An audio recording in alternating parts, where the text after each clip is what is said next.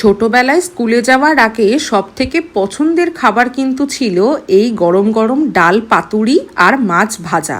আর সেটা যদি হতো আমার ঠাকুমার হাতের বানানো ডাল পাতুরি, তাহলে তো দু গরস ভাত একটু বেশিই খেতাম। চলো তাহলে আমার ঠাকুমা কিভাবে ডাল পাতুরিটা বানাতো সেটাই আজ তোমাদের সাথে শেয়ার করছি। প্রথমে নিয়েছি কলার থোড়, এগুলোকে যেরকমভাবে কেটে নিয়েছি ওরকমভাবে কেটে নেবে। তার সাথে নিয়েছি কিছু কাঁঠালের বীজ। কাঁঠালের বীজগুলো একটু বেশি দিন ঘরে রাখার কারণে একটু শুকিয়ে গেছে, তবে খেতে এখনো খারাপ হয়নি। তারপরে কিছুটা মুসুর ডাল আমি ভালো করে ধুইয়ে নিয়ে সেটা জল দিয়ে সেদ্ধ করে নেব।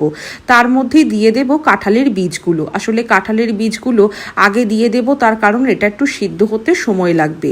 পরিমাণ মতো নুন আর হলুদের গুঁড়োও দেব। ডালটা যখন অর্ধেক সেদ্ধ হয়ে আসবে তখন ওই কেটে রাখা কলার থোড়গুলো দিয়ে দেব। তারপরে আর কি ডালটা ভালো করে সেদ্ধ হয়ে গেলে অন্য একটা পাত্রের মধ্যে কিছুটা তেল নিয়ে তার মধ্যে শুকনো লঙ্কা, তেজপাতা আর কালো জিরে ফোড়ন দিয়ে তারপরে ডালটা ছুঁকে নেব।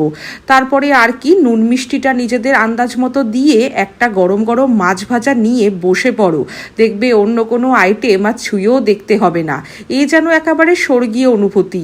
বেশ অনেকদিন পরে ওই ছেলেবেলার স্কুলে যাওয়ার আগের মুহূর্তটা মনে পড়ে গেল। একটু লঙ্কা দিয়ে মেখে মাছ ভাজাটা দিয়ে খেতে যে কি দারুণ লাগলো, একদম সেই ঠাকুমার হাতের রান্না করার মতোই হয়েছিল। রেসিপিটা ভালো লাগলে অবশ্যই একটা লাইক করে জানিও। ধন্যবাদ।